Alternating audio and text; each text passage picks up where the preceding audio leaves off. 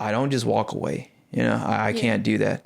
And I think a lot of our cousins have done that too, because I've made mistakes for sure. I've made a lot of mistakes, and my cousins were there to see it. In what sense? I mean, in a few senses, Noah's literally perfect, guys. Don't let him draw himself. Don't let her say that. I'm not perfect. He's our angel baby. Welcome back to Kickin with Katelyn. What's up, everyone? Welcome back to Kickin' It with Katelyn. Today, we're going to talk about family, and who better to do it with than my family. Today, I brought in my cousin Noah. What's going on? It's good to be here. Yes, so as I say for every episode, I'm super excited about what we're going to talk about. First, though, I want to get into the fact that we are very good cousins. We see each other all the time. Our dynamic may be very different from a lot of y'all's, but I would say we're very close. Yeah, for sure. I mean, the way we grew up, we were so close. Every Saturday, the whole family would get together, watch UT play football, and we'd just be playing football on our own in the backyard, you know, that kind of close. So you see each other so often, you stop seeing each other like cousins and more like siblings. Yeah. And so that's what I cherished that growing up too, because now we could see each other. It's like, I don't know, I call her my cousin, but it's more like I see her like a sister. So, yeah, exactly. And another thing is that I was going to tell you, I didn't tell you before we started recording, like, my family nickname is KK. All of my family calls me that. So if you're going to say that, that's totally fine. Like, you don't have to just say Katelyn, because that sounds weird. Like, your mom said it the other day, and I was like, ugh. I said, don't call me that. I know, right? It's just weird. I hear people say, yeah, I saw your cousin Katelyn the other day. I'm like, oh, okay. But it just sounds so weird saying that. It doesn't roll off the tongue. It doesn't roll off the tongue well, for me at least. I got to say KK. So you're going to hear that a lot. So. Yeah. And then, like, whenever I bring my friends around, it's really awkward because professionally I'm like, I'm Katelyn. Yeah. That's my name. And, like, see, I've always said Noah. But all of our other family calls you Noe. Yeah. But I think that's too juvenile for you. And I've always seen you as my equal. So I don't want to make it juvenile. You know what I'm saying? Yeah, that's fair. Well, then do you want me to call you Katelyn? No! No! I was just saying, because now is that too juvenile? No, your name is short. Noah. Why are we going to add it to be longer? Like, fair. See, my thing is, if I can yell your name is great. Like, I could scream Noah. Well, maybe some people, I mean, I've heard Aunt Kathy and Uncle Bill scream Katelyn, so. My mom says my name wrong all the time. She'll be like, Katelyn! That's not my name. Anyways, already getting off topic. Yes, so we're just going to invite you into our family, basically, because I think that's important with our views that we're about to explain about Family Matters. So I've talked about our structure of our family before briefly. We have hierarchies in our family, and right now it starts with all of our aunts and grandmas. Yeah. I mean, what else can I say? Yeah. I mean, like, Noah just had his party the other day for his graduation. Yeah. I mean, you can definitely see it. They're the shot callers of the group. So, but it's cool just seeing everything flow down to us eventually too. Yeah. Because you can almost tell that as of now, they want to pass it down. And they're tired. They're trying. Yeah, they're getting a little tired. Yeah. They've always been the ones to take charge, take the lead, and kind of show us the way. But it's almost like they're asking us to take inroads to kind of start doing it ourselves. And we should, because we're adults. Yeah. And that also made me realize that we're not at the bottom of the totem pole anymore. No. Like, there is another bottom that's not us. And I was fine with being at that bottom. Yeah. I could still be there if I could. Yeah, exactly. I mean, I didn't mind sitting at the kid table, and I don't care if they call it the kid table still. And I feel like they do. Yeah. Just because we were kids for so long. We're still their kids, yeah. Yeah. Because, like, I would say the bottom of the totem pole starts with your brother. Yeah. With Ryan. My little brother and the new family friends, David and Sophia. Yeah. And then Matthew's there, too. Matthew, all the little cousins. Matthew. So, yeah. But it's crazy because, I mean, now all of us cousins that used to be at, like, the little kids table, the last of us is about to turn 18. Jacob's almost 18 years old. And he was the baby of the group. Yep. So it's like, wow. You know, stuff just changes and you can't stop it or slow it down. I don't know. It's kind of cool. Just knowing that we'll be in their shoes one day on the hierarchy and have to pass it down. I don't know. I want to look down on it later, but also I don't want to get there yet. So Yeah, see, my thing is like, I don't mind being held accountable for things or like I have responsibilities, but it's like, I'm just a kid still. Yeah. I don't have to do it. don't make me do stuff. I just want to be here. But, Like, I know that the tide has changed when I will have to be the one serving the plates for the adults. yeah. Because the aunts and the grandmas are top of the totem pole. They get served first every single time. And like to us that's normal, but I've noticed like when friends come around they're like, why are they going first? Like, why are they cutting the line? And I'm like, no, like you don't want to do that. Like they get served and they don't ask please and they don't say thank you because that's how it's supposed to be. That's how it is. That's how it's supposed to be. And I can't wait for our turn. Oh, yeah. I'm not looking forward to the middle portion though. And we're getting there because now I'm the guy that like, hey, Noah, can you go on a beer run on the way over here? I was like, I gotta go get beer for us. Like, dang it. As soon as I turned 21, it's like, oh yeah, he can go on a beer run for us. I'm like, yeah, that's cool and all, but I miss getting in the truck with my uncle to go get the beer. Yeah. You know? Yeah. But now it's kind of my turn, so I'll take Ryan with me. And it's not with, for us. It's not for us. It's for them. Because I mean, yeah, I'm 21, but it's not mine. It's for them. You have errands to run. I got errands to run for everybody else because now they're at the top of the hierarchy. And now I'm the middleman. You know, just like you said, we got to be in the middle where we got to kind of like pay our dues a little bit. Yeah, we got to spread the candy out on Easter. Oh my God! When Uncle Bill gave me the string to pull the piñata, I heard you gasp, and I was like, even I was like, why am I holding this? And he was like, oh, go ahead. I was like, no. I'm like, you So just bittersweet. aged us. I know. He just told me, yeah, you're old here. But that was a bittersweet moment though. Yeah. That was pretty cool. And then watching all the kids, instead of us whacking the piñata, it's their turn. So Yeah, my thing was like, as a girl, like when I stopped playing the sports, because I have to wear sports bra. I'm not wearing a sports bra to the family event. You know what I'm saying? Yeah. Like that looks ridiculous. Yeah. So that was my turning point of like, you're grown. I think that was mine too. The end of baseball, my last season, I was 18. So after that, I mean, baseball was over. I had 2 more weeks of summer and then I started college. I do get jealous that we don't play hide and seek anymore. Yeah. Because whenever I see them hiding, I'm like, ask me to play. Ask me to play. Oh my God. Those were the biggest hide and seek games. And especially when we were at my grandma's old house or you had so many more places to hide. You could be like one round would last like 30 minutes. Easy. I think you're being nice. More like 45 to an minutes. hour. And that was just one round. We finally found somebody. It would just be like the last 10 minutes was everybody trying to find the last One person. And it'd be like somebody in a trash can. I don't know. With the trash. With the trash. And they Why come did we out do with that? a wet shoe. And it's like, ugh, you stink. And it's just... I don't know. I think we looked past that a little bit more when we were younger. But now it's like, I don't know. Every time a hide and seek game started, our parents just expected something like that to happen. Or somebody to fall over and get hurt. Yeah. But it was fun though.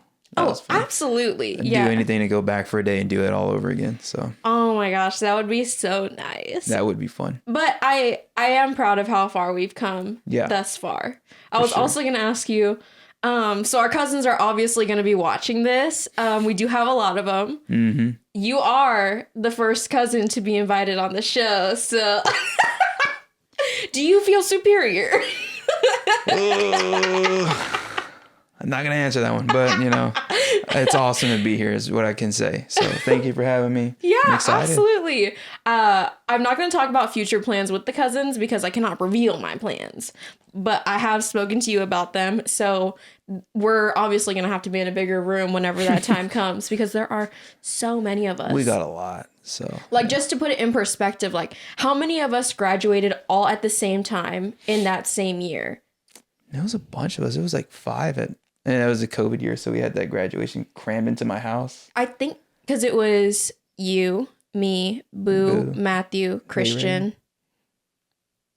I mean, we had some more that just didn't show. Yes. So we had a joint graduation and we're all the same age. 5 of us are the same age. And there are a couple of us who are some months younger than us that don't fall within the same year. Mm-hmm. And then there's like our youngest. Me and Boo are sitting at the oldest at 20. She's 23 right now. I'm 22, and then our youngest in our like group is going to be 18. So I think that's a pretty good window there. Yeah, that is. Yeah. That'd be fun to have us all together, though. That'd be cool. There's no way, though. There's like so many of us. That is going to take a team. I don't know how we're going to do it. And but my brother himself, it's a rare appearance. yeah, he's that special guest.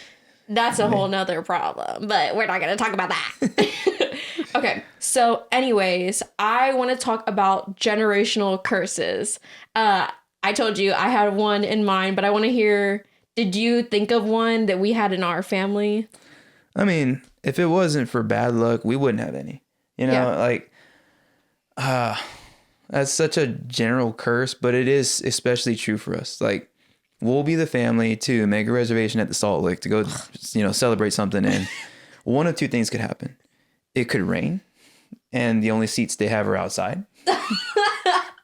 It could be like that. Or they just up and messed up a reservation. And so they're like, yeah, it's just not going to happen. Sorry, guys. It's just always got to be something. But I don't know. That's pretty general. What's your curse? I thought that was a good one.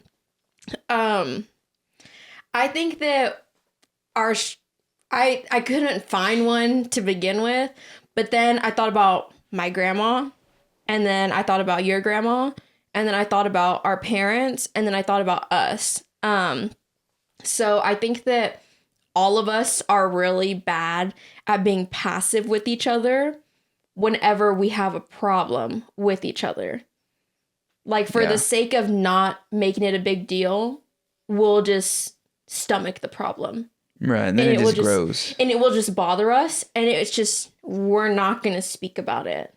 Until the cap falls off. And that's probably like the worst, whenever somebody reaches their breaking point and now you got something you really can't control. I've seen that happen. You know, we've had a few instances where something similar along those lines happen, and then you see a few family members not talk or come around for a little bit. Yeah. So I think that's good to acknowledge, for sure. We have to acknowledge that we do have a bad communication problem. And so because of in that, that sense at least. Yeah. And it just transpires into something that we could have prevented, you know? Yeah, absolutely. But like, see, I think our thought process is we're not going to talk about it because it's not that big of a deal. Mm-hmm. But then it becomes a big deal, and it becomes a really big problem. It adds up. And even if it's not becoming a big problem, it'll become just a buildup on all the small problems that once they pour out, you know, like I said, you just can't stop the bleeding, at least for a while. So. Yeah. And I will say, like, we have done it before in our age group, but I think that I'm proud of us for not doing it as much. Like, we have had many times where we'll be there on Thanksgiving or Christmas, and I'll just be like, if y'all have a problem, you need to tell us, because we're not doing that. Like, I bring that up all the time, and I realize that I brought that up all the time the last time that I said it, and I need to stop bringing it up, but, like, I just don't want to continue with that. Like, I would like for us to be transparent with each other. Yeah, and it just... being transparent makes us more comfortable to talk more. Exactly. Because what do you have to lie for? Yeah. There's no reason to lie to each other, but you know, it happens, and I don't even know why we do it. I don't know why we have to find a rabbit hole as a solution to a problem. Just up and say it. I mean, we're not going to judge each other, but under that notion that we all very well understand, we still sometimes make the same mistake. I don't know why that happens though. I mean, I think it's because it's a generational thing. Where, like, even if I go to my mom about something, like, it's not all the time. She'll tell me something that she didn't like that someone did, and I'm like, well, why didn't you say something? And she's like, well, it's not that big of a deal. Yeah. Well, it's clearly a big enough deal that you told me about it, and I wasn't even there. Yeah. So it's just really, like, 2-inch water that these folks are drowning in. I'm like, just sit up a little bit. Like, just stand up for yourself. Yeah, and the way my grandpa said it to me one time, is just kind of remembering that now. He calls it an analysis paralysis. And so whenever I get into a situation, I tend not to try to go outward and find a solution. I just get reserved, and I just make sure I mediate in between everybody and make sure that nothing pops off. Oh, I hate when you do that. But I do it, and everybody's like, oh, but, this and that. You were definitely in the right. You should have said something, that wasn't cool.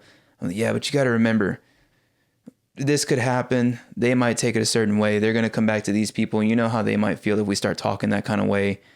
A lot of things could happen. We probably shouldn't go that far because, 1, 2, and 3. And I'll have all these reasons as to why, not doing it just outweighs what would have happened if we did. But like you said, if you deal with it up front, that's a lot better than letting it turn into something that we can't control. Because then everything that I didn't want to happen is going to happen anyways. Much faster, much harder. And it's going to be worse. Yeah. It's going to be so much, as we've seen a few times. So, I will say, I did mention the second that you started, I was like, I hate that. Me and Noah grew up arguing with each other all the time. Noah chilled out. You're not as hot-headed anymore, but I'm still just as hot-headed, and we always go back and forth about that. I'm like, you need to just say what you want to say, and you're like the mediator. You're like, well, what if they feel this way? And I'm like, I don't care how they feel. You need to say it. Yeah. Oh my God. That's the only thing we argue about now. But we used to argue about everything. Everything. And yeah, for those who are not our cousins in the audience, you do not understand how much we used to argue. I mean, if it was just too quiet, we were just getting along too well that day. One of us had to find something to argue about just to do it. It just didn't feel like a hangout with KK and Colby. No. If Noah and KK didn't get into a fight. And so, I mean, we couldn't even play Monopoly together. No, that was the last bad one. The last time we played Monopoly, pieces were thrown, punches were thrown. Like, the money was ripped, everything. Yes. The board was in half, and that's the last time we played Monopoly.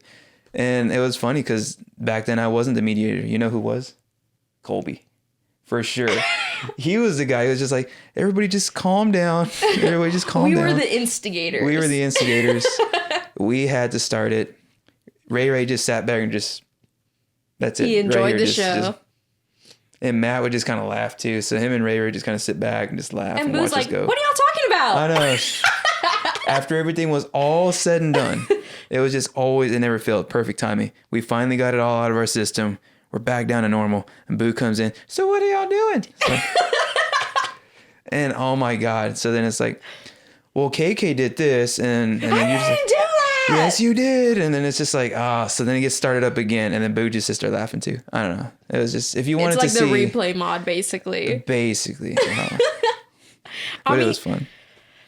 But see, I think experiencing, life with all of the cousins, so raw, helps us to be closer to each other. Mm-hmm. Which is why, I think it's so important that we're transparent with each other. Because we think very similarly, even though we have grown up arguably differently in the outside of the family perspective. Yeah. But truly from our roots, we are similar. Mm-hmm.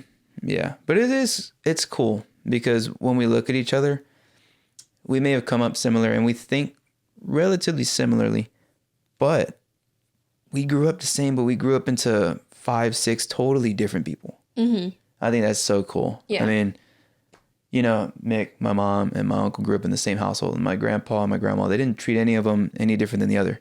But you still got 3 totally different people. Very different different people. But at the end of the day, when they come together and they put their minds on something, they usually agree. Yeah. And they usually go the right way with it because they just think so similarly.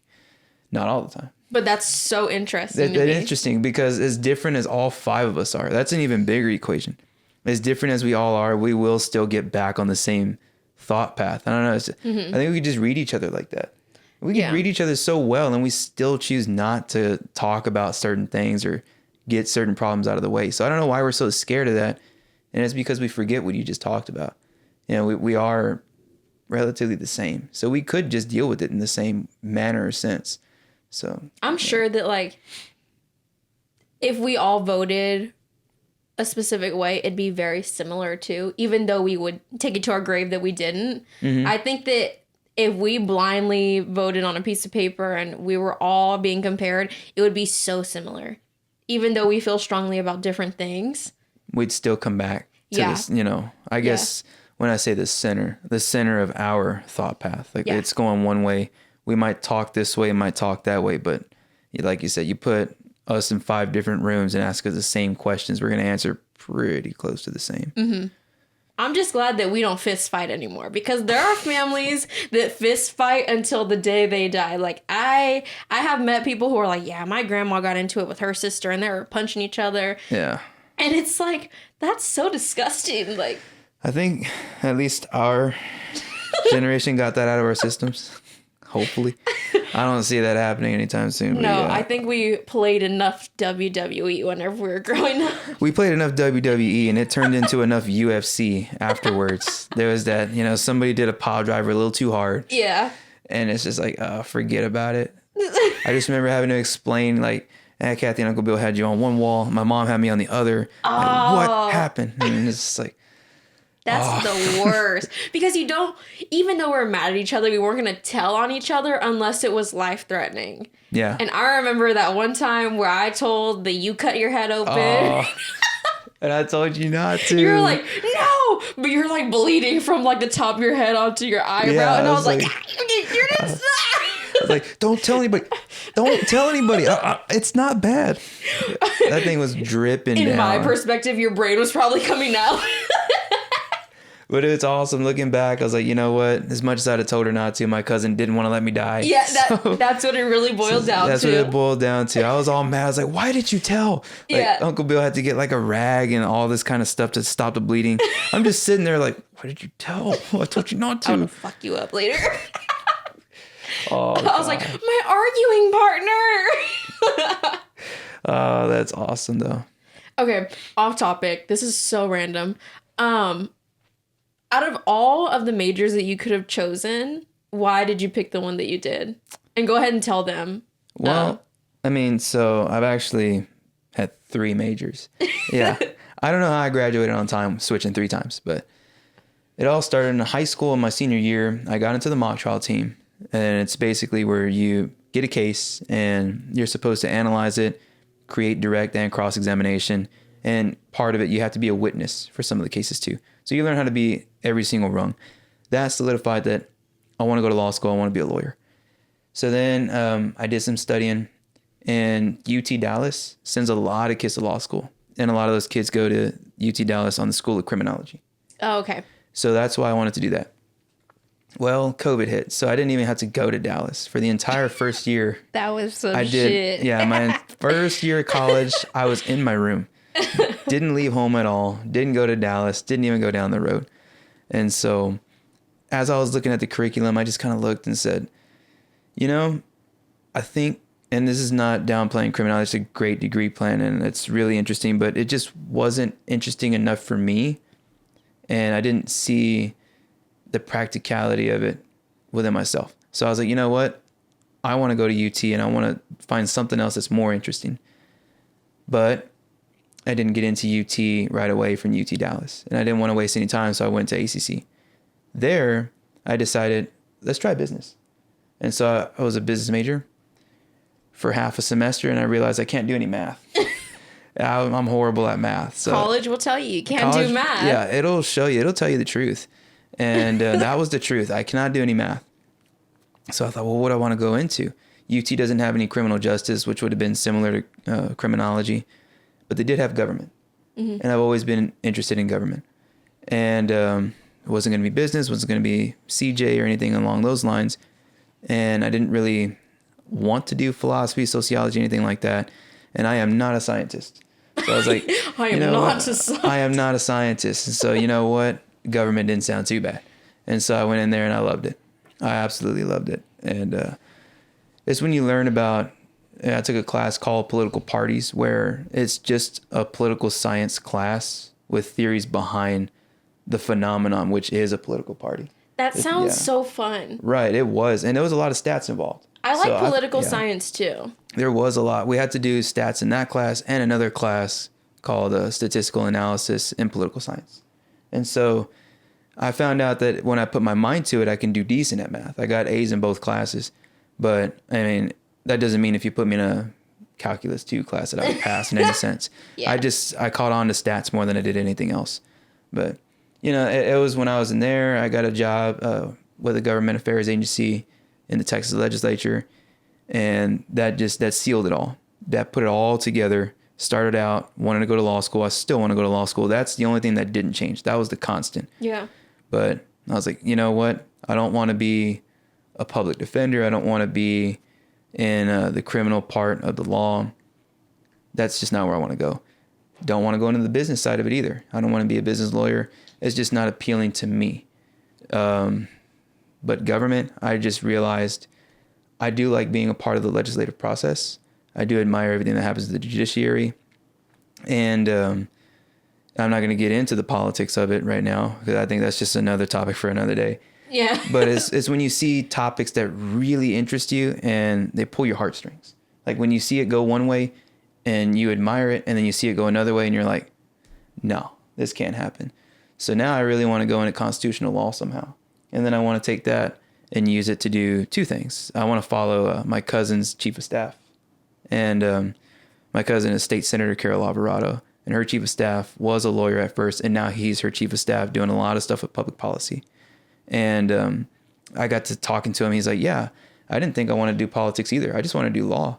And then I found out that, these different topics, they pull your heartstrings just the same, whether it be one topic or the other.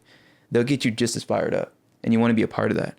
So you can do that. You can get into public policy, and you can still you're an attorney at the end of the day. And so you can get the best of both worlds. So that's where I want to go with that. That's why I chose government, because there's nothing else that really grabbed my interest so much. There's just nothing else that I sat there and said, man, this is interesting. Because you have to take different classes at UT that are not in your government. I was in the College of Liberal Arts.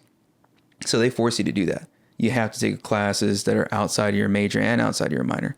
I took a few philosophy courses and a few sociology courses, and I was just like, the whole time. And so, it just reinforced, I know what I want to do now. Yeah. And what I want to be. And it's not just one thing. It's a few things in one. But yeah. That was so passionate. Like, I'm so proud of you. Thank you. And I see people in our family doing it. My cousin, State Senator Carol Alvarado, and Frankie. Yeah. I see him going out and doing it. I saw him get out, and he's really into public policy. He's a political consultant, for those of you guys that don't know. And he's doing really well at it. Yeah. I mean, they're not just calling him for San Antonio because he's working as a chief of staff for a councilman right now, but he's getting calls from Washington. That's awesome. And he's going out there. He's doing it. I didn't know that part. Yeah, he's doing it. He's campaigning for people that are going out. They want a spot in the U.S. Congress and state Congress. And so that's pretty cool. I was like, man, I want to do a little bit of that, but I do want to take it a step further. I do want to go get a law degree. I do want to be able to call myself a licensed practicing attorney in Texas. And so. And you will. Because you yeah, want, hopefully. I mean, just by what you said, you want to enough. Like, you sound chewy again. You sound passionate enough that you want to do it. And I feel like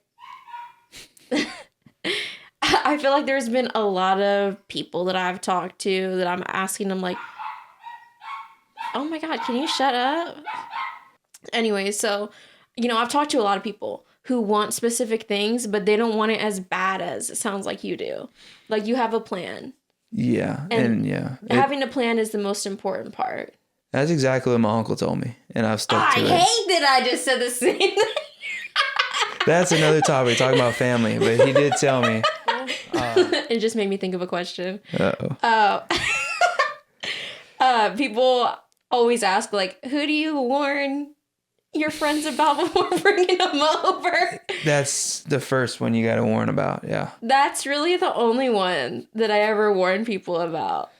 Because, like, Frank is so funny. Mm-hmm. Like, Uncle Frank. That's another one that people are like, he'll crack you up. Let's warn them about him. And I'm like, no, he's fine. No, yeah. It's fun to be around him. He'll start talking. You just shut up and listen. Whenever he talks, you got to sit back and listen. There's no back and forth. No.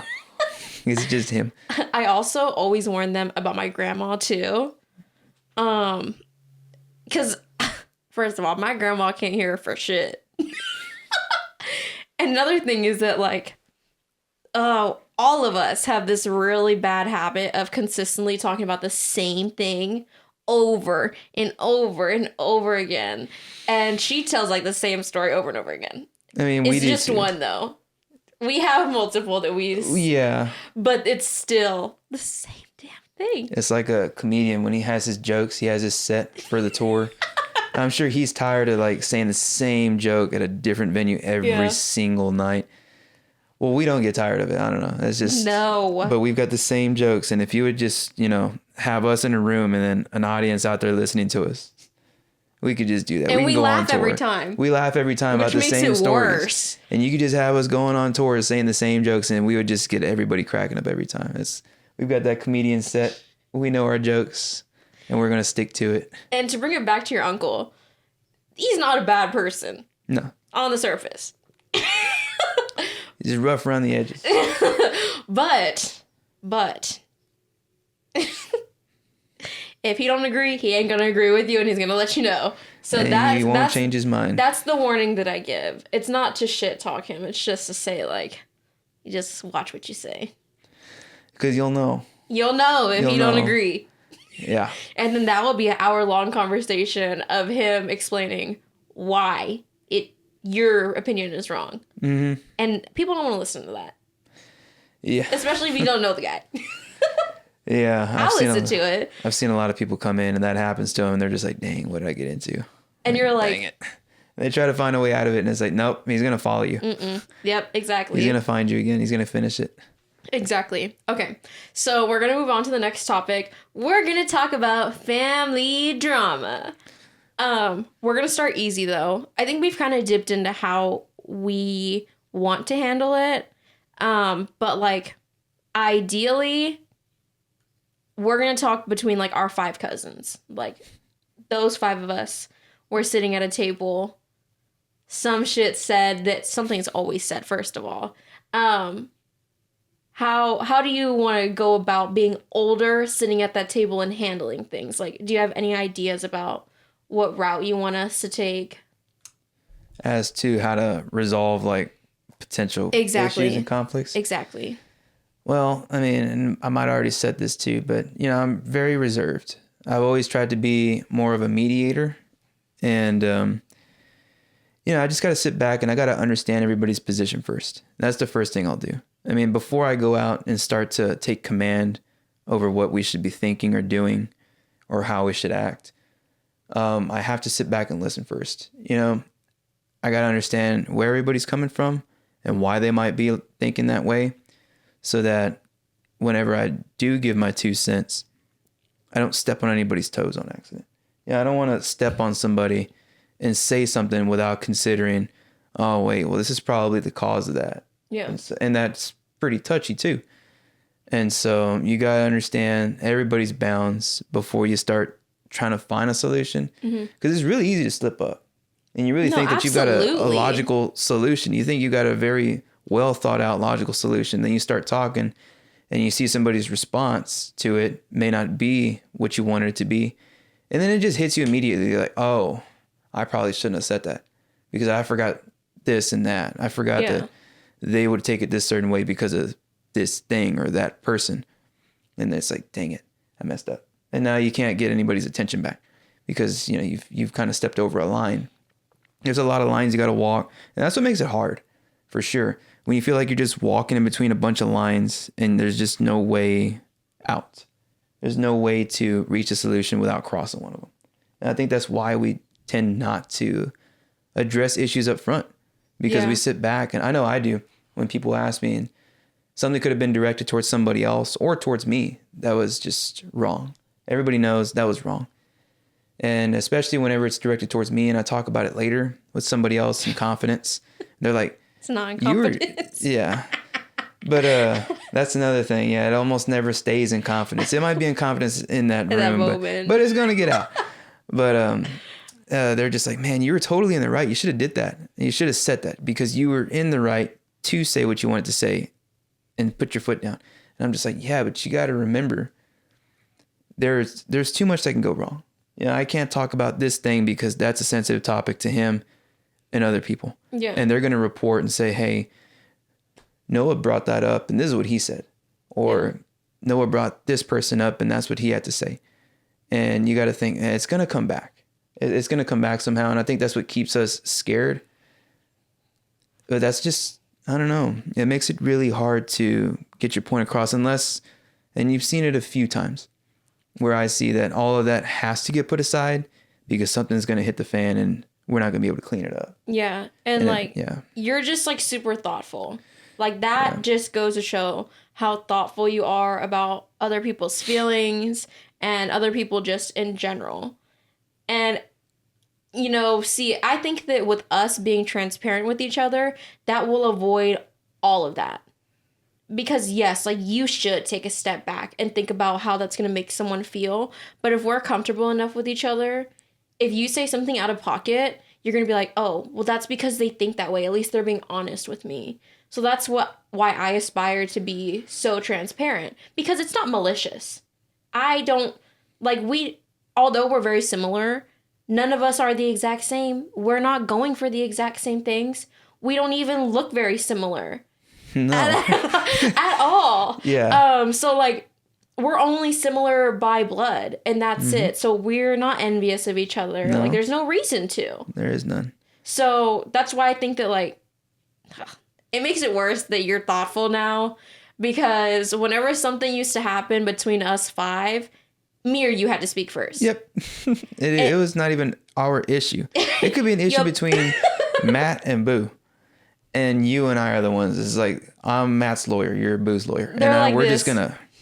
And they're just like, okay, well, I guess that solved itself. Like, Matt and Boo didn't have to argue. They did it for us. No, yeah, exactly. Yeah. And then it makes it worse for me because you think about people's feelings. I don't. Well, so that means I have to speak first. But it also, it's a dual-edged sword because when you do that so much, and I wouldn't say you get good at it, you just do it so much that people start to wonder about you in itself, right? Yeah. And so whenever you start to really consider people's feelings, because that's what I thought the right thing is to do, it gets to a point where everybody's like, man, he always tries to mediate. He always tries to find some middle ground without addressing a certain issue, without talking to you a certain way, which is good, but it almost seems like he's always putting up a front.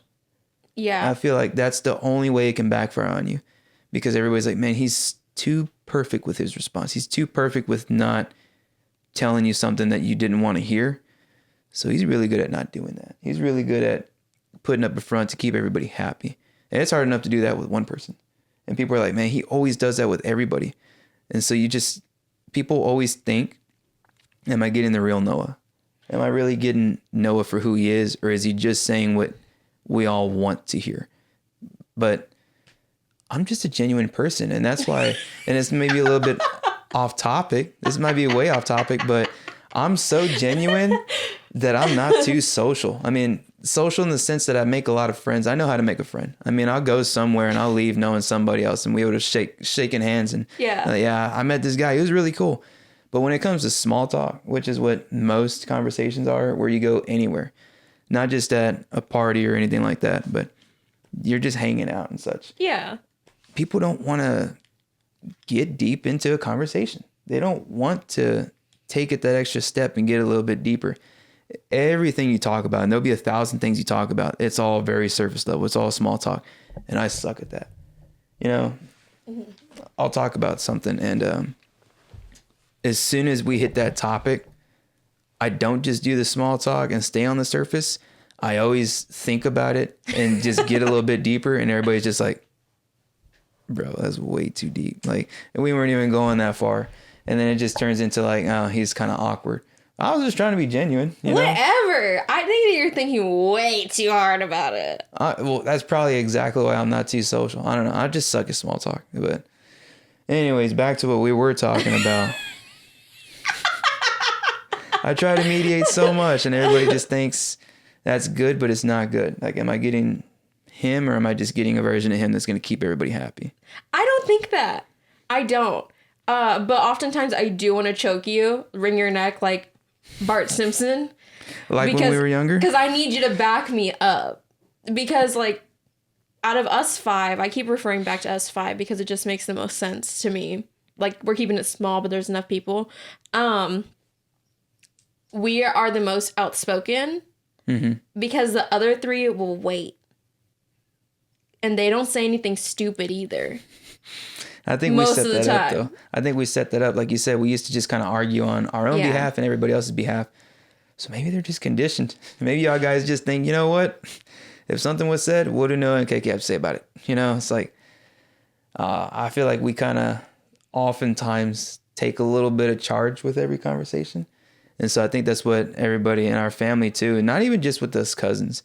I mean, they want to be reserved, and that's fine. But I think they want to run it by us first, I guess. I don't know, but that's not their fault either, because, I mean, that's kind of what they had to do. They didn't have a choice growing up. We just kind of forced everybody. We got to be the first to speak. And, like, obviously, like, we're fine with talking. I mean, I am the host. I talk a lot. So that just goes to show that we're going to sit here and talk about it no matter what. For sure. But I will say, out of us five, I talk to you the most, though.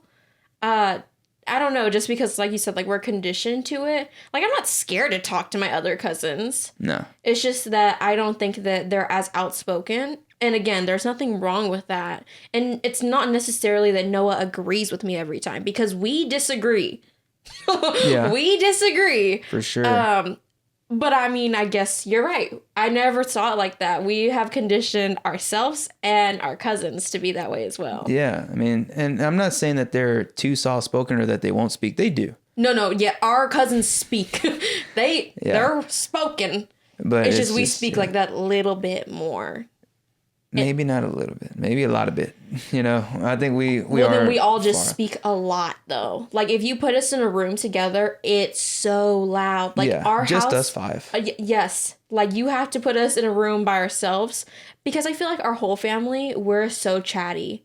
Like, I know your grandma's house is so loud every time that someone goes over. Yeah. Because other people, like, everyone knows I'm loud. I am a loud person. Well, most of my family are loud people. I wouldn't say Noah's as loud as I am. No. But there's a lot of loud people just like me in the same house. There's at least 6 of us who speak at this volume, if not more. Yeah. And that's without alcohol. Yeah, once you get alcohol in the mix, we're all just, we're just screaming at that point. But no, yeah. I don't know. I used to be pretty loud, but as I gotten older, everybody actually makes comments like, dude, you're so quiet. But you talk a lot, but it's hard to hear you sometimes. I just don't talk I say what I want to say with command, but it doesn't come out the diaphragm with command. I don't know. Anytime that I can't hear, I feel like I always sit next to you, though, so I can always hear you. Yeah. But I'm not scared to tell people, like, can you turn up your volume? Because I cannot hear you. Like, just raise it up. Like, it's not, and it's not even the fact that, like, I don't want to hear you, because clearly I do want to hear what you have to say. But I don't, like, can you speak up is rude. Yeah. Like, can you turn up the volume is a little cheeky, I think. A little bit. It's like, say that again. I couldn't hear you. And then they may think, oh, I'm not talking loud enough. So. Yeah. So with drama and whatnot, like, do you think that there's anything that someone could do that would make you, like, stop talking to them? And I think you've seen this. I think all my cousins could back me on this one. It takes a lot to lose my support.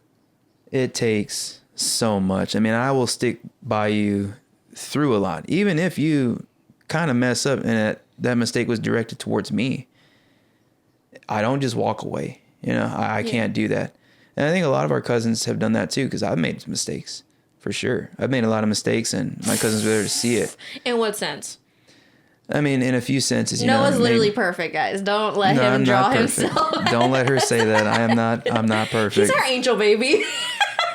I wish.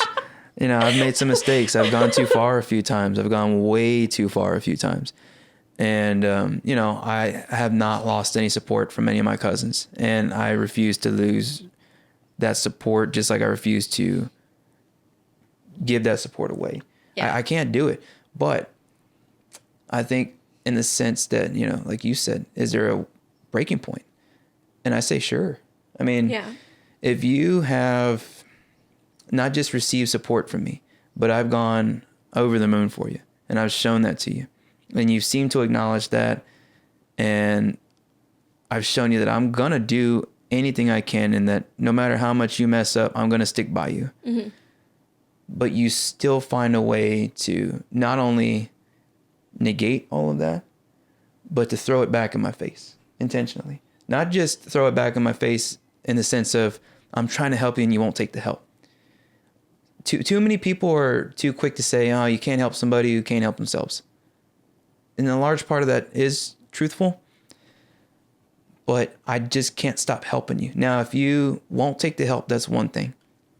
Now, if you won't take the help and you start attacking me, you start getting after me, and you start trying to do things against me and do things towards me to put me in a position that nobody should be in. You know, you take all of that and you give it back and some in a negative way. Then, I might have to be a little bit less reserved with you. You know, if you do something that's just inexcusable that you don't do to somebody, I mean, there's a lot of things that could be, but it's just, if I'm doing for you and you get all of that and you throw it all away and give me some negative, you'll lose my support pretty quick. But it does take a lot, you know? Yeah, absolutely. I think when it comes to something like personal like that, I would be a lot more lenient about not talking to anyone again. We're also all very family oriented, and I've spoken on my podcast before, like, I don't care if we're blood or not, I'll cut you off. While yes, that is true, but that's maybe for my other side of the family that I don't really see. This side of the family that I've grown up with, you really have to do something bad, like something personal, independent, like that one thing like that, we would have to be pushed way over the edge to cut someone off in that sense. But I think that the easiest way to get me to be like, I'm never talking to you again, is to publicly embarrass me in front of many people that I know. Yeah, there's just things that everybody should know they can't do or say. Yeah. And when you confide with somebody, you expect that to stay private because that's supposed to help us make a bond. Like, there's things that you and I have talked about in confidence. And we've kept that, and we're probably going to keep it to the grave. And that's what all of my cousins have done. That I've got things that I've talked about with everybody that, you know, individually, that I haven't talked about with the rest. And I think we're really good at honoring that for the most part. But I think we're really good at honoring that. And so it's good. But, you know, there's things that you can do that, you know, are kind of obvious that are just really inexcusable. Yeah. And I think that could be one of them. But I tend to think, and maybe that's where I deviate, did I have it coming? And if the answer was yes, then all right, well, maybe I had it coming. Maybe they did that in response to something I did or said that was also just way out in left field. But if the answer is no, it's like, and it's, when I say no, I mean, I looked myself in the mirror, went over everything, and I can confidently tell myself in the mirror, because that's, at the end of the day, that's the only person you can't lie to is yourself. Yeah, that is so true. And so if I tell myself I did everything I could and I did not do anything that could have offended that or warranted what they just said or did. And if the answer is, yeah, sure, I didn't do anything wrong, then yeah, it wasn't warranted. I shouldn't have had to go through that.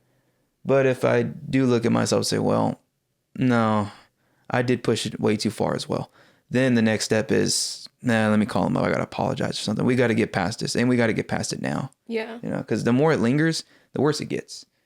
It's so much harder after you get into an argument with somebody. If you just call them right away, or, you know, my mom and I, we don't always agree, and we'll get into maybe not a heated argument, but just an argument, you know, and it's something that we kind of get heartfelt about, and it never fails. You know, I'll leave the house a little upset. 30 minutes later, I'm back, and we're hugging each other, and I'm saying, I'm so sorry, Mom. And that's what I got to do. I got to do that with all my cousins, all my friends, be like, hey, man, let's get past this. You know what? And I'm going to apologize, and let's work it out. I'm not saying I want to let's push it behind us now. If you still have more to say, I'm going to hear you out now. Mm-hmm. And let's hear each other out, and let's get past it. So I think that's what I try to do first. Is like, did I have it coming? Now, if the answer is no, then, you know, maybe that's one of those things that should cut people off for. I hate that you're so well spoken. Like, people always tell me, like, oh, like, I like the way you speak. I'm like, no, you don't even understand. Like, my cousin Noah, he is so well spoken. Wow, you just crafted everything so beautifully. Like, you are, like, it's kind of hypnotizing to listen to you, because it's like, man, this guy's fucking smart. Like, just keep... I don't know. I got pretty good at, like, once you start something, I used to have a really bad problem.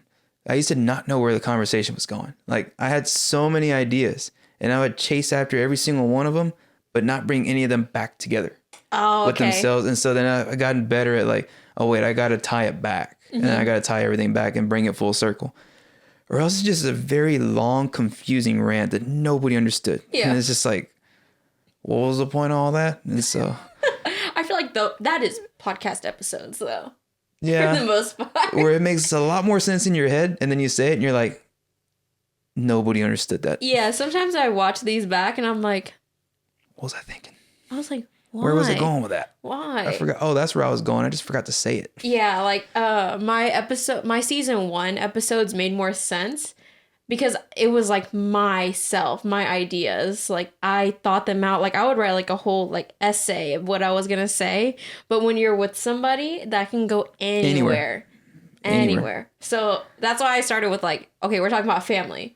And we talked about family the whole time. So this one went well, but we're not done yet. So, we haven't even talked about future family expectations. So the first one that I wanted to talk about is laws and regulations. Like, is there something that our family does now that you don't think that we're going to continue to do? I hope not. I mean, I think we should try our best to continue a lot of things. But you also come from, like, the middle family, though. Like, I do. You come from the family where everyone goes to you. Like, we're always at his grandma's house, or we're always at your mom's house. That's the venue. One or the other, flip a coin. Yeah. So I guess it's not fair for me to ask you that. But in my case, like, I feel like your family provides a lot, like a lot more than the rest of us. So whenever we grow up, I would like for it to be more of a group effort. Like, everyone needs to bring something more than just one thing. Like, the house that's holding the party shouldn't be having the most food. They have the house. They have the meeting place. So the people who do not own the meeting place should be providing the food. Like, I think that's unfair. So I would like to change that. And also the fact that we only ever meet at your family's places. To me, I've grown up with that. Us, we've grown up with that. We're used to it. But when we grow up and we have a house, I would like for us to distribute it out a little bit more. Because for me, whenever I go over to y'all's house, I just go there, I eat, and I leave. I have no responsibilities. That's not fair. Well, you know, the first thing is we're just happy to have everybody together. That's the best thing about it. Yeah. That's why we do it. And that's why we're more than welcome to start off with saying, all right, cool, we're going to do it. We can have it at my house. It's just a conservative answer. Yeah. Whenever you say, okay, well, what are we going to do as far as we know what we want to do? We want to have a get together. But how are we going to orchestrate it all? It's like, don't even worry about that. We just want everybody to be together. Just come over to my house and that's how it's going to work. Uh-huh. But, and I wouldn't say that any part of the family is doing any less because I think you're just being nice. No, just because we have it at my house doesn't mean they're doing any less, because I saw a lot of things like you just mentioned with my graduation party earlier. Yeah. I'm not sure if that made the episode yet, but she brought up about my graduation party, and I saw so many people come together. Yeah. So many parts of the family do so many things for me. It's like, nah, everybody does a lot. And so it all comes full circle. I wouldn't say that one part of the family does more or less than the other. And I would also say that we have to keep in mind immediate family is a thing for a reason. That is true. I really stick with my mom, my dad, my grandma, my grandpa, my uncle, because we see each other on a very daily basis and we're really close. And, you know, you stick with your parents and grandparents a lot. Mm-hmm. And so if you ever didn't come over because maybe y'all had something going on, we don't think, oh, it's because they don't want to come over. you got to remember how special that relationship is. It's our immediate family for a reason. Yeah. And so when y'all have something going on, sometimes that's what it needs to be, Yeah. you know? And so it's just a little bit not separate, but we just got to understand that. And that's why when we get the opportunity to be like, yeah, everybody come over to my house, we'll just do it because we know that's going to work. Yeah. And so in the future, laws and regulations, we're having it in my house. I mean, if you want to distribute it and we want to have it somewhere, that's cool. But I think if it ever does get shaky, like, you know how we're just excellent planners. We get everything right. We're always on time. We never get anything wrong. You know what I mean? We are never on time. No. So I think if we can't orchestrate, you know, 5 different places, like where we're going to have it and this and that, the conservative answer is, let's just come over to my house. But, Yeah. you know. I mean, it's good to have a good base point. A very good base point. It's like friend groups. You Yeah. know? Everybody's got that one friend where the headquarters is at this dude's house. And that was mine. Yeah. That was mine. All my friends like, hey, so we meet up at Noah's house. I'm like, sure, come All over, right, guys. I didn't know that, but yeah. All right, guys, come over. And so, yeah, that's just what happened. You know, I think that's kind of the expectation whenever we meet up, honestly. Oh, absolutely. Everybody's like, all right, so Noah's house. I'm like, yeah, sure, let's get in the pool. Yeah. But Or going swimming. we either swimming in the pool or upstairs playing pool in the winter. That's right. One of the pools. But One of the pools. pool table or the swimming pool. So I don't know. I think that's one of the laws and regulations. But maybe we should start expanding and, you know, not necessarily that. I don't think it's going to happen with this generation. We're already Well, you never know. accustomed to it. You never know. But that's why I don't want to say that. I don't want to point anybody out and say that we need to force people to do more. I think we need to give everybody an opportunity to do more. Maybe we need to have it at everybody else's house and just, like you said, start pulling some weight by, you know, they can host it. Therefore, I'm responsible since I'm not hosting it. Got to help bring the food. Yeah. Got to help set up the tables and whatnot. It's their house. I know they should, you know, maybe the common rule is, because I've always been taught, if you're hosting it, you set up the tables, set up the chairs and everything. But maybe whenever I go to somebody else's house, it's like, well, they set up all these tables. Let me tear them down for them. Yeah. You know? But those little things that add up to the big things, that we're not scared to say, oh yeah, my house, and keep everybody equally involved, you know? Another thing is like, we do parties all the time. Yeah. Like, that's so irregular. And you don't notice that the things that we do are so irregular until you speak to other people or you bring them around and they're like, It was crazy. yeah, they're like, everyone has a different name in here and there's like 20 people and that's a lot of people. And we're like, we're missing half of the family. Mm-hmm. We're missing actually 3/4 of the family. We always have food. We always have drinks. We always have dessert. Mm-hmm. Always. There's never less than 10 people there at a time. Never. And to other folks, that's a big get together. To us, that's Man, nobody came. no. It was quiet. Yeah. If there's a seat for everyone in the living room, then it was weird. It was weird. Yeah. Everybody's sitting down. It's like, no, we need everybody just hovering over each other. Yeah. It's just kind of how it is now. Yeah. But yeah, it's funny that you say that because, I mean, people come over and it's impressive when they can nail the names down. Because it's like, people talk about Marie and then they talk about Boo. They talk about Noah and then they talk about Noe. Christian, Ray. And then Matt's the only one that's got the same name, Matthew. And you could put it together. It's like, oh yeah, Matt and Matthew. Oh, so they're talking about the same guy. But yeah. Ray and Christian? You know, Christian Ray. Christian Ray. See, he's got 3 different names. And so, I don't know, Isaac and Ike. It's easy to get confused. And so, and then we've got... Well, let's talk about Maria Elena and then Boo. Boo. Yeah. I don't even know Totally where that different. came from. There's rumors from Boo. Yeah. From Boo. when That she was- alone. No, but she had a very good point because she showed me the picture too, and she was like, "Hey, in this picture, I look just like Boo from Monsters Inc." And coming up, that was the movie. Like that's what we grew up that watching was the because movie. that was the movie. And so that But made ain't perfect no sense. way we were going to say Maria Elena every time we're going to talk about her. You know, I'm impressed, and I say this a lot because when we were in the first grade or kindergarten, to pass the first grade, you got to write your name. Maria Elena Trinoski. That's impressive. That's impressive. That really is, but that's what she's used to, though. Yeah. She got a big brain on her. I just know it Taurus. 4 letters, 5 letters. Yeah. That still barely covers her first name. Then she's got to write Trinoski. Yeah. That was impressive. And then she's got to write her middle name. Yeah, there you go. That was hard. Yeah. That must have been tough. But she did it. So she's Boo. She's Boo. Boo. That's much more simple. I was talking to somebody the other day about, I think it was my cousins in Missouri. Oh, yeah. So one of my cousins, her name is Audrey. But jokingly, my dad calls her Audgie Dodgy or Audgie Doggy, something like that. It's something stupid. And she was like, oh my gosh, don't call me that. And I was like, well, I have a cousin back home.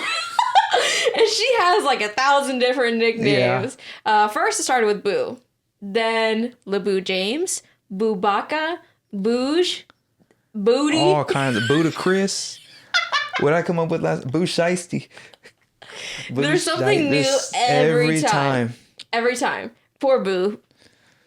And she don't even react, which makes it so much more funny because then we just keep going. Yeah. Yeah, I don't know. Or when she comes into a room, everyone boos her. Yeah, everybody boo. And she's just like... I'm used to it, yeah. Yeah, I don't know. So, last topic. Controversial topic. I don't want to ask it anymore. But I should. So, knowing that I won't have kids, but we're in the same family, we will think similarly. How are we going to discipline our kids when we're older? Let me start by saying I got my butt whooped a lot. I mean, it was like every weekend it was another reason why I had to get my butt Noah whooped. got his ass beat way more than I did, and I got, yeah. And so, but I'm not going to sit here and act like I didn't have it coming. I did something a lot that had, Oh, no, yeah. We deserved it. So when everybody's like, man, you got beat that much, I'm like, oh, I did that much. And I always had it coming. And so a lot of parents don't want to spank their child, and I understand. But for me, let me just say this. My child's going to be a mini me.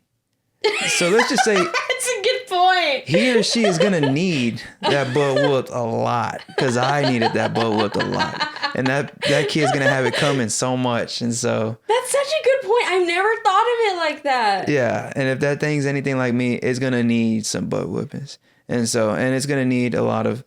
The one thing is I'm stubborn. I may not be outspoken, but I am stubborn. So if you want to get through to me, my mom a lot and my grandpa, they were really good at that. They just got to sit me down and just tear into it and just make sure that they have a well-rounded understanding of, or make sure that I had a well-rounded understanding of why it came down to this and really get me to where there is nothing left to think about. I messed up and there's no other reason I can sit there and try to come up with well, you got to understand this, Mom. You got to think about that, Grandpa. There's none of that left. That's really important, though. That is. Like, you don't leave any gray area for them to have to sit there and understand. You have to let them connect their own dots about why it was so wrong, in the sense that there's no more question as to why it was wrong. Yeah. Now they need to start understanding it affected somebody. It affected me. It affected the way I look. It affected the way they look. Mm-hmm. And you got to let that sink in. Not necessarily did I really do something wrong here? Or are they just yelling at me? And that's what they did a really good job at. Because I think that's where a lot of, at least from what I can see, if it would not have happened, I would have had too much to think about. And I wouldn't have thought much of what I did. I just thought, man, they're just against me. Yeah, that's such a good point. Yeah. Because I feel like whenever people think of like spankings, it's just like, oh, you get spanked and that's it. But part of that is acknowledging the problem and understanding what happened. It's not about obedience. It's not. And I never felt like it was just, you did this, I told you not to, turn around. It was, all right, let me let you understand this. And then, you didn't argue with them. After it happened, you're just like, well, I mean, I messed up pretty bad. There's and I had it coming. There's consequences. Action. And so, but there are some times where I hear about people who feel like their parents may have taken it a little too far. And they might have not talked to them about it, because I hear that a lot, actually. There's probably that missing link of the reconciliation. There's that missing understanding of what happened. And it could be on both sides. Mm-hmm. I mean, I trusted my parents' judgment, my grandparents' judgment, my uncle's judgment enough to where it's like, yeah, that's right, for sure. But if I didn't have that, then what did I get whooped for? And that's where you start getting that kind of, They just beat me. They beat me. Like, I was abused as a kid. it doesn't make any sense. And so then you really got a problem that doesn't just happen in the immediate terms, but that's going to happen. It's going to take a long time to fix. Yeah.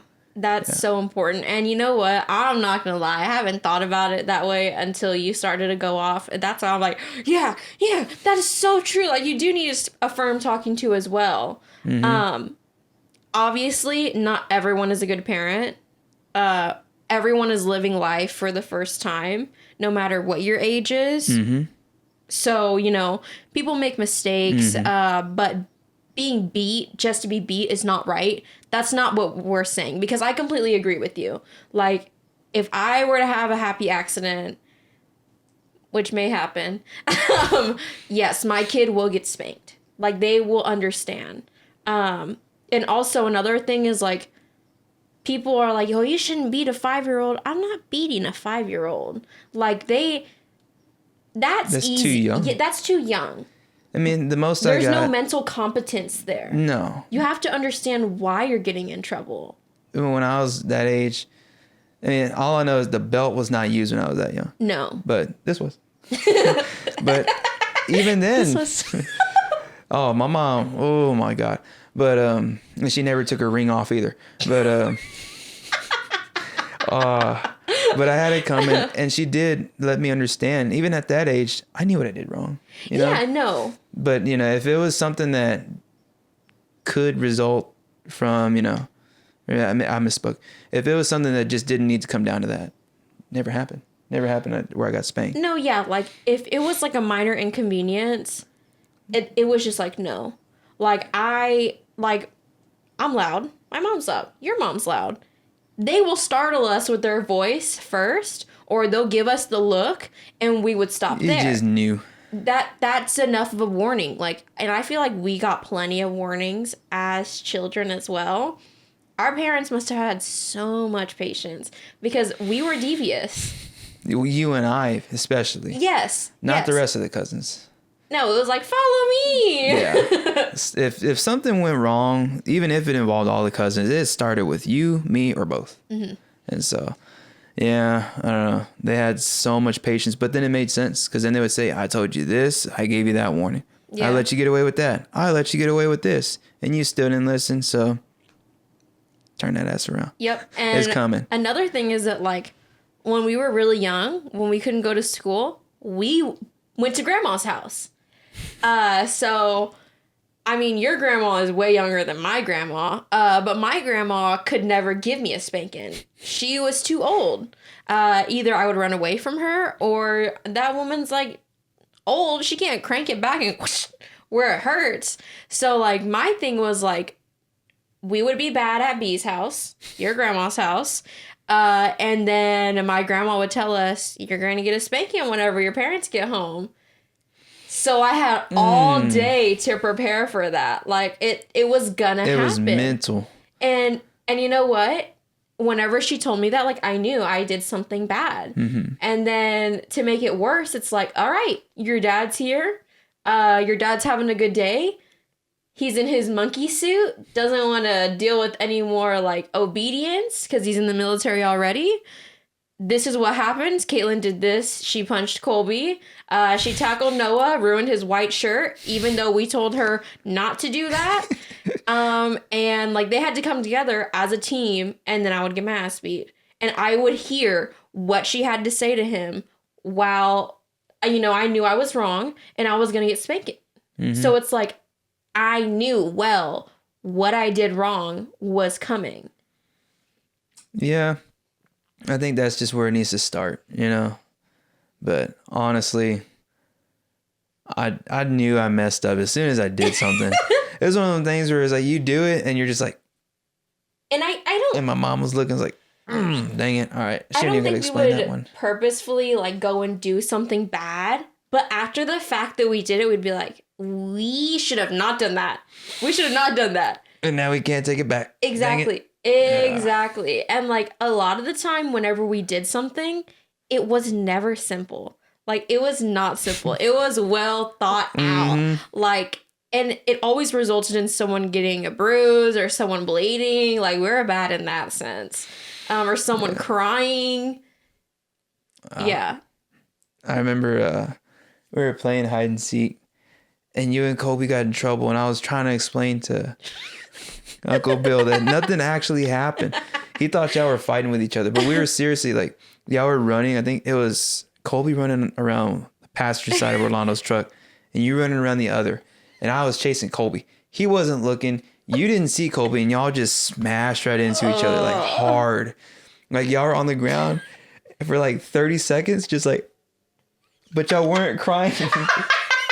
Y'all wouldn't make a peep. That's the worst. Y'all wouldn't make a peep. Y'all were just there like invisible, crying like on mute. And you're like, oh shit, oh shit, oh shit. I was just like, man, first off, foremost, I didn't do it. But Well, secondly, not me. it was not me. It was them. But like they didn't fight. And I think that's where I messed up. The first thing I said to Uncle Bill was like, they weren't fighting. And so he was just like, they were fighting. And I was like, no, I'm serious. They weren't. And so then y'all got in trouble for having just an accident. And I was like, dang, sometimes that happens. Like everything, I don't know. I was always the guy who usually did it. And so every time something happened, even if I didn't do it, I did it. And so like my grandma was like, no, it didn't. What else do you want us to think? What do you really want to believe he didn't do it? He did it. And so I was like, dang it. I got this butt whooping's coming. It wasn't even me. It was Boo. It was Boo. She broke something. And Boo loves to say, I never got spanked. It's like, yeah, because they didn't believe it was you. It was you. You were like, trifling too. Yeah.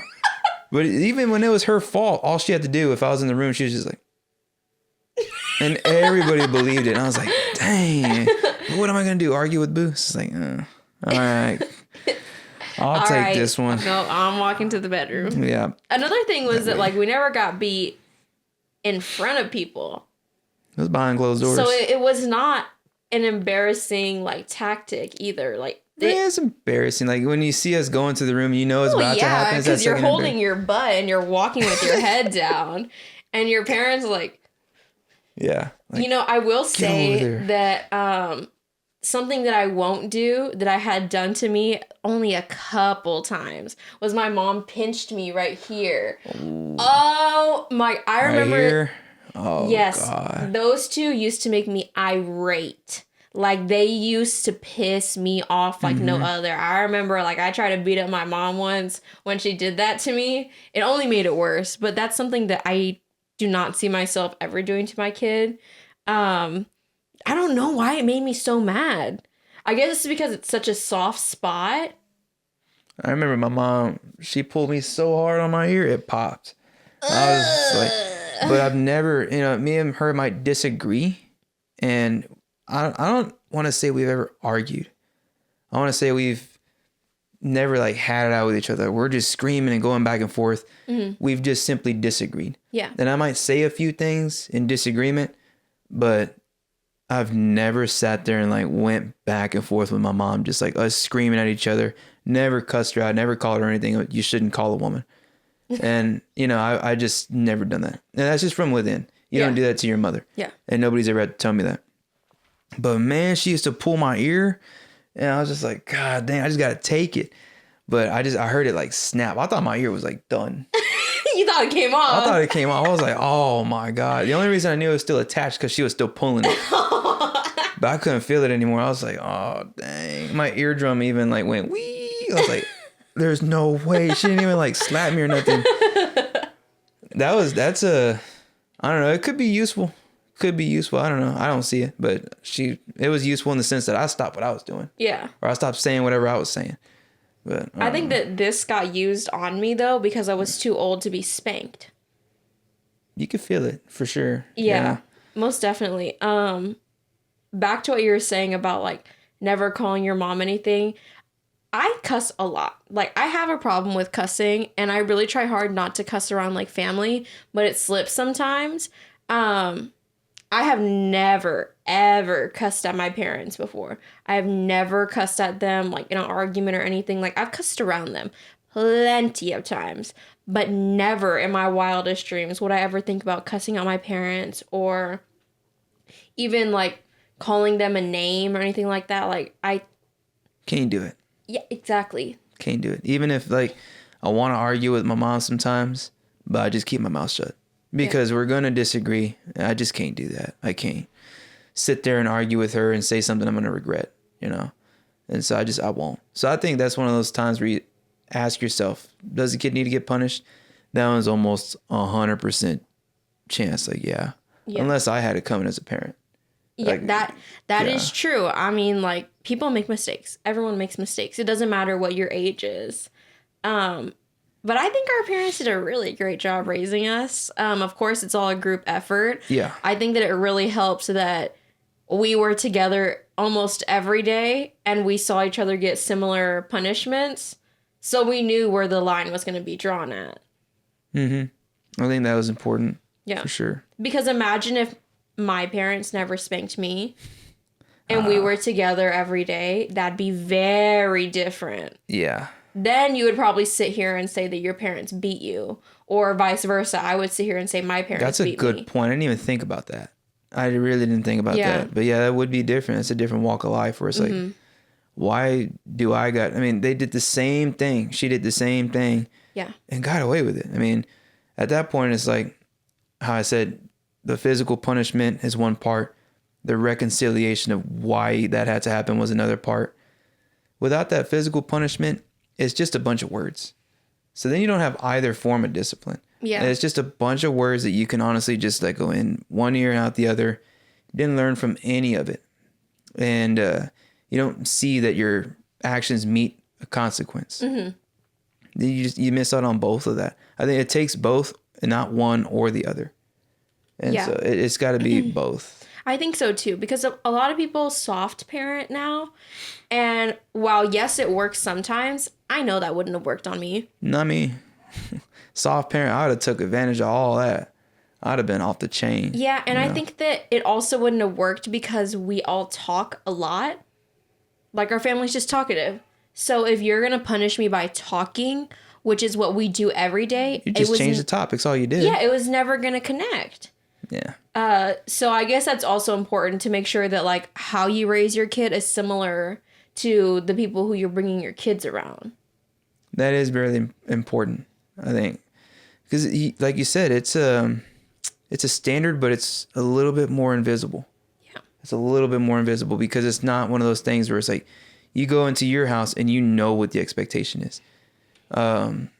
It's different when you go into another cousin's house because there's little things that are different.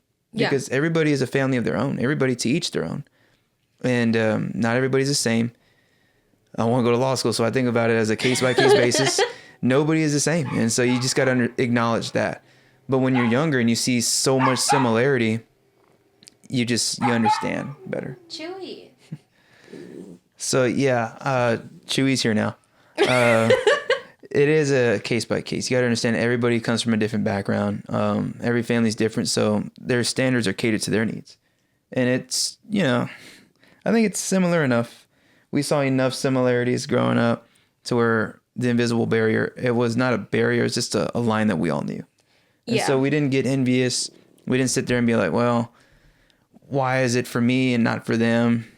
You didn't have that. And so it was, like you said, it's a very big group effort. The way I raise my kids, and if you have kids, the way you raise your kids does affect each other. Like, it really does. It's a very big thing. And it makes me wonder, like, did they have these kind of conversations? Because they're all pregnant damn near at the same time. Mm-hmm. Yeah. That's a lot of pregnant ladies in one space. Yeah. Okay.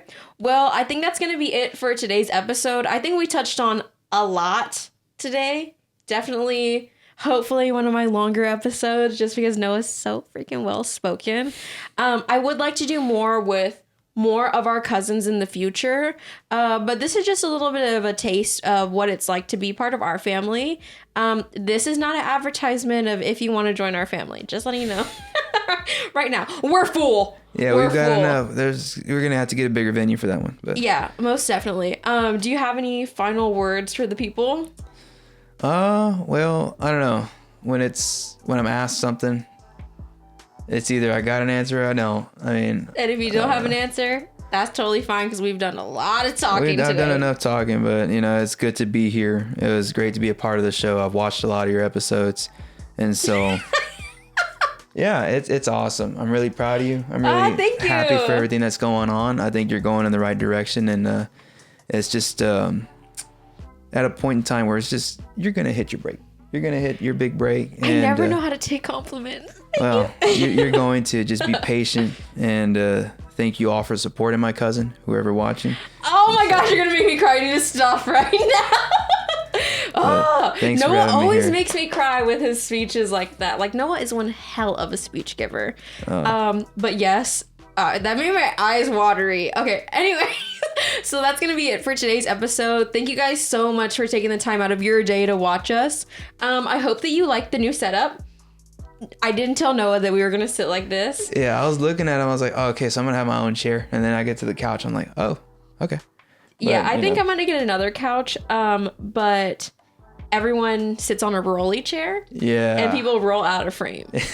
Like Alex. Anyways. Anyways, yeah, that's it. I'll see you guys next time. Bye.